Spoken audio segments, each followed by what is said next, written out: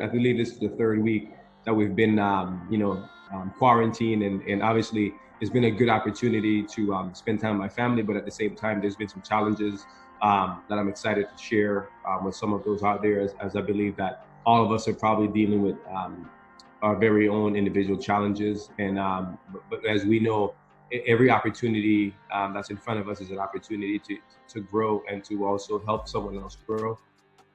And so obviously this is a nice way to kind of break up the monotony of being in a home, and just seeing the same color walls that we have been seeing every day, and that fellowship that you'd like to talk about. This is a good put you, let me know. I'm in the back room in the crab shack. So maybe my internet might not be as stable. All right. That's all good, man. That's part of it, man. It's organic, man. Just the way we like it, man. So you alluded to it. We are in the middle of a worldwide pandemic in COVID-19, the novel virus that is COVID-19, and many people are dealing with this differently. There are people who have experienced the deepest sense of loss, during this, and have been affected by this, and some more so than others. And it's been a very eye-opening, and it's been very challenging at times, to go through this as a citizen of this country and as a citizen of the world. What would be the biggest thing that you've learned through all this, man, as you've gotten a chance to spend time pondering with your family, watching the news, seeing the goings on around you? What's the biggest thing that you've learned from this, Callix? It's so funny how God or life has a way of kind of reminding you of the subtle importances, or things that matter a lot in life. And one thing I've really learned is that routines. We talk about it, obviously, as professional people in the sports world. We stress and we harp to our players about routines and the importance of having a cadence to the day in order to be able to peak at that right time, so that you can go ahead and be the best version of yourself when the lights are on. And I found that that's even more true. That holds so true in a situation like now. Obviously, the residual effects from such a routine is more along the lines of vibrance. It's more along the lines of staying hopeful. It's more along the lines of feeling as if things aren't going too far in one direction. And so that cadence is even more important. And then also, as a dad and as a husband, I my wife, when she gave birth to our kids, and as they continue to grow, my wife has stressed the importance of routines, and I've always downplayed it. If I were to be completely candid with you, I'm like, man, let it slide every once in a while. Let it. They can stay up a little bit later tonight. It's not going to affect them that much. Well, I think during this pandemic, that has proven me wrong.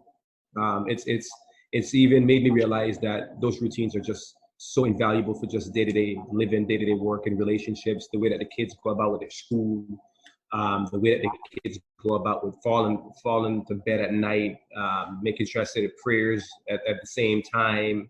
My son last week was a mess. I would put him in bed, and full disclosure, this never happens, but like 10:15, he's up, right? Like during the school year, my kids are in bed at 8:30, and prayers are said, and it might take them 30 minutes to fall asleep, but no later than 9:15 are my young ones, in their deep sleep within an hour and a half. And my son, it was taking him 2 hours to fall asleep, dude. Like I'm talking 12:15, I'm hearing these little feet, running around the house, and it's like it's somebody breaking in the house, and then lo and behold, it's my little dude. So yeah, I've learned that routines matter, not just for sport, but they matter for daily living.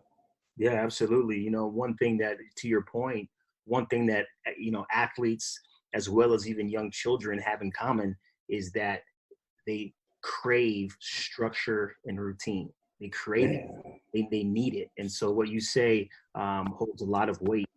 You are somebody who is just to change gears just a little bit, you're somebody who is high energy, right? And you have this drive, and you're always smiling, and you're always moving on the go. Obviously, those things have probably been hampered a little bit by what's going on. Where does that drive, man, come from Callix, man? Where does that drive come from? Where would you attribute that to? So I'm gonna go a little deeper here. You know, as a boy, as a youth growing up, I had a host of challenges. Not in the form of having, the lack of a family. Look, I grew up with a great family. I had a great support system, even in the environment that I grew up in. It's no secret. I share it all the time. I grew up in, Section 8 public housing. I grew up around some things that I would say to this day, some wouldn't be able to handle, but I would say I'm grateful that those things were part of my life, because I do believe that they have equipped me to be able to challenge the rigors of daily life. My drive really comes from my those challenges, but also my need to be successful. I think as a boy growing up, I always wanted to kind of prove myself right rather than prove others wrong. I always had extremely creative ways of seeing things daily. I had a unique way to frame. I didn't know I was doing this as a young boy, but I had this ability to turn a situation around, no matter how severe or how sad or how bleak it might have been, and I was able to turn it around into an opportunity. I would have to say I believe I got that from God. And I think over time that just manifested itself into daily a daily challenge of just trying to prove myself right. I really believe that that's kind of where it comes from. That's unique, man. That's awesome. I love it. Yeah, man. You're somebody, just in working with you, alongside you, man, for these last few years, you have that, you know what I'm saying? You're always moving, you're always positive, you're always smiling, you're a problem solver. And so, it's special, man. So, and keep doing that. So in that similar vein, right? In that similar vein, I think there was, I don't know where I was reading it. It was talking about social media. And I think it was specifically talking about Twitter. There was an individual who was asking the question, with the advent of Twitter, with the advent of social media, is it possible anymore for people to get bored? Right?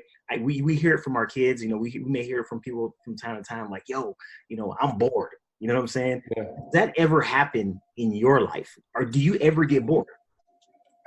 You know what? I don't want to sound like it's all like peaches and cream, but like, I'll be honest with you. I rarely get bored. I think last week was the first time that I got bored. But my inability to, my ability to stay from being bored has more to do with the fact that, again, my creative ways of seeing the world, my creative ways for framing things. I remember as a boy, my mom, I would get in trouble.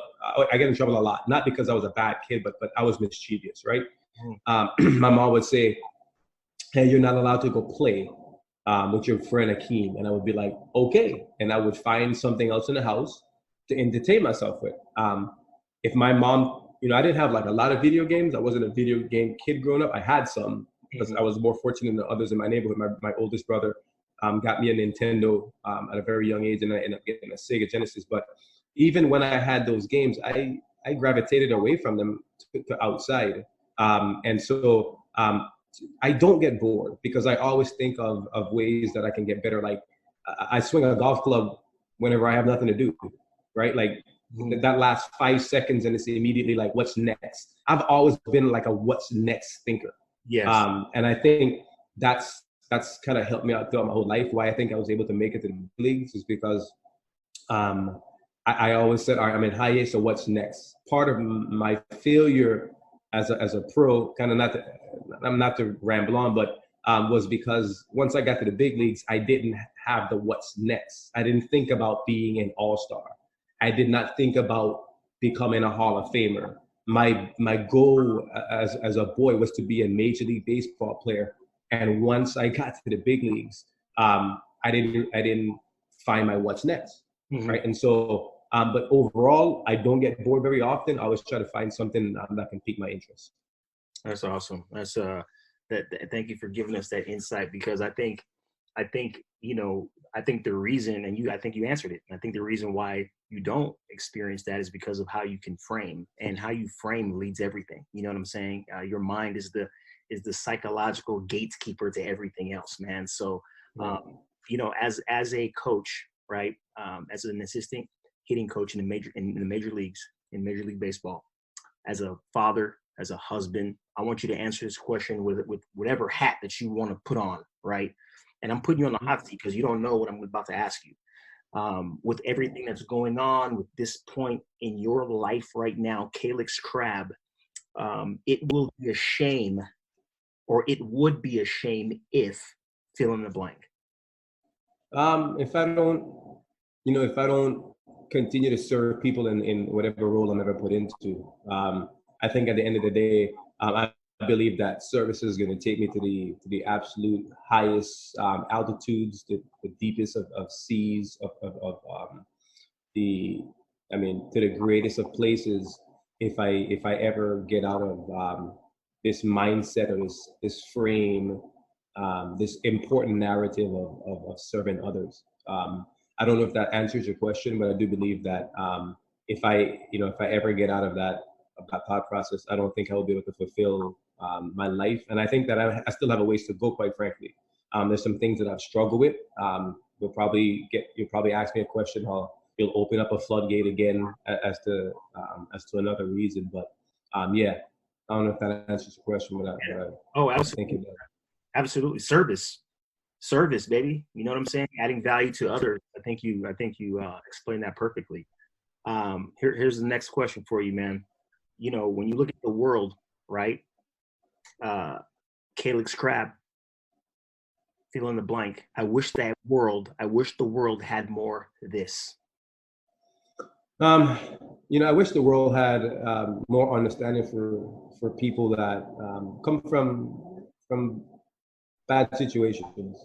I think as a young Black boy growing up, having challenging situations. I think people on the outside think that it's as easy as flipping a switch, that a kid can come out of a poor situation. And I know there's a lot of, I don't want to make it seem like people don't care, but I do believe that we can definitely bring more awareness to the fact that poor people and people from adverse situations, they have it worse, man. I hate saying it that way, but they have. It doesn't mean that they can't succeed.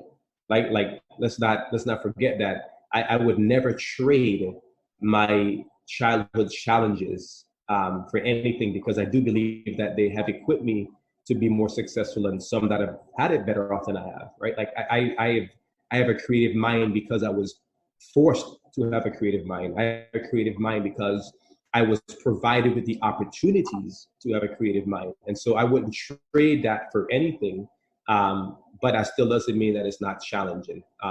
So without getting too, philosophical or any of those words that I need to use, I do wish there was more people who could understand what it's like to come from a tough environment.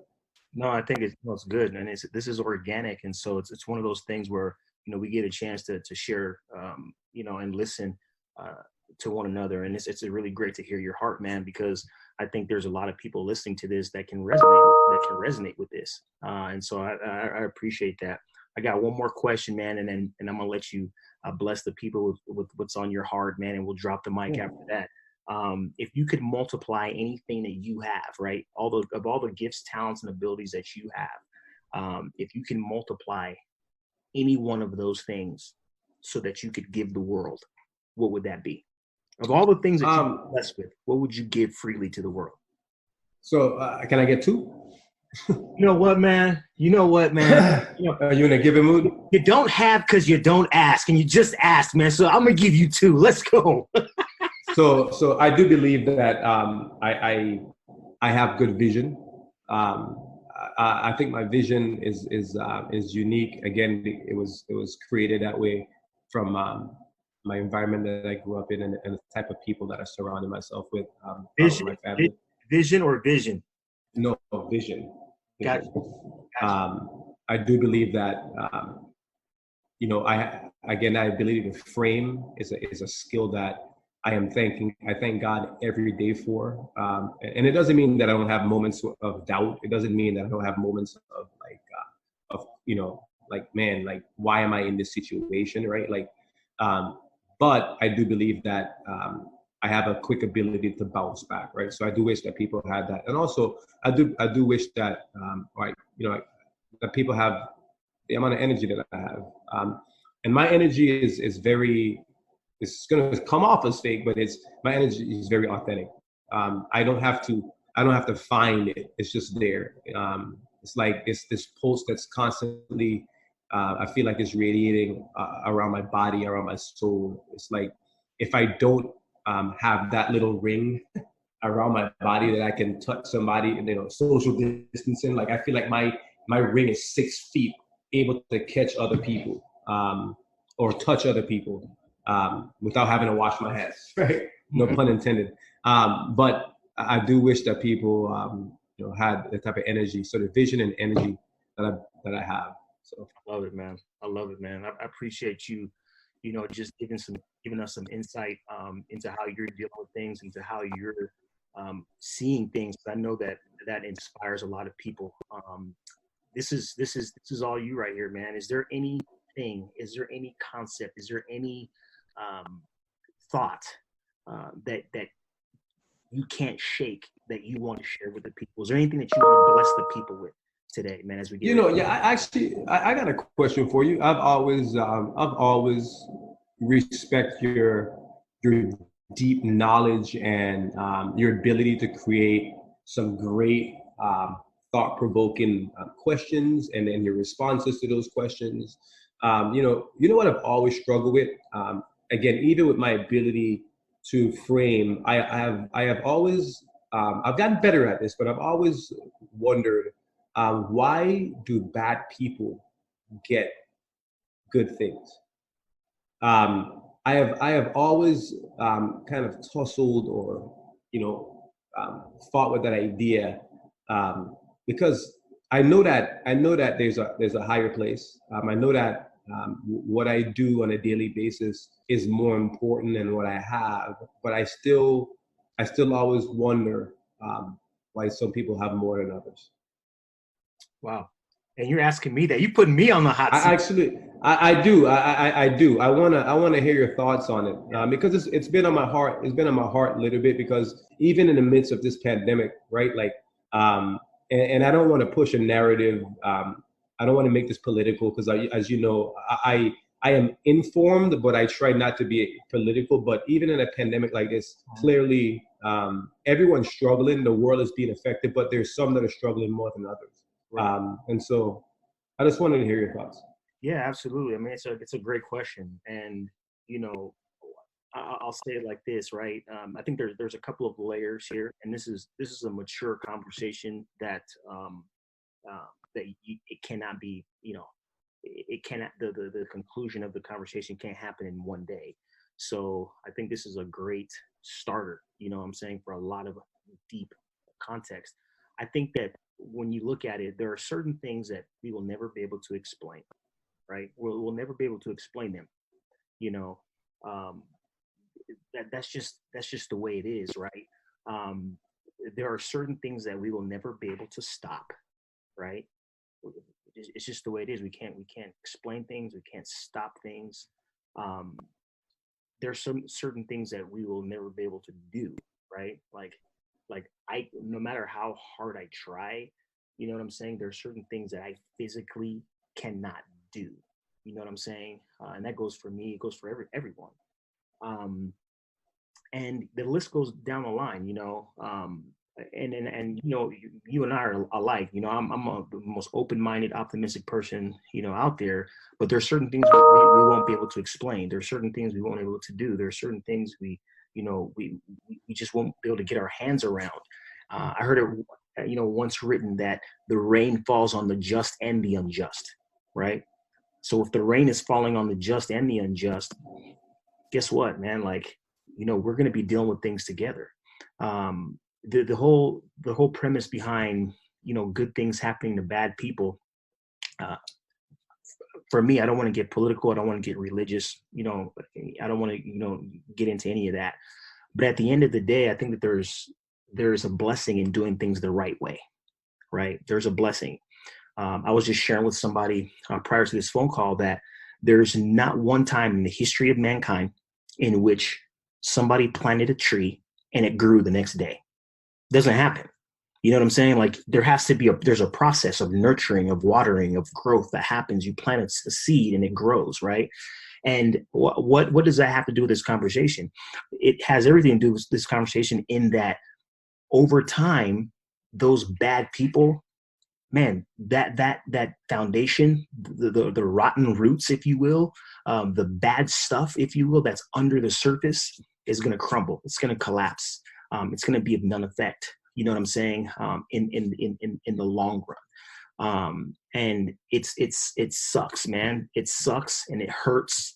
And it's very thought provoking, as you've alluded to, why you see bad people blossom and you see bad people get rewarded for their wickedness. But those, in my opinion, I can't speak for anybody else. At the end of the day, you'll look for those people and you won't find them anymore. At the end of the day, those rotten roots will fade. At the end of the day, it's like when you do good things, as I read once in an old passage, right? When you do the good things, man, it's like a tree. You're like a tree that is planted by the rivers of water, right?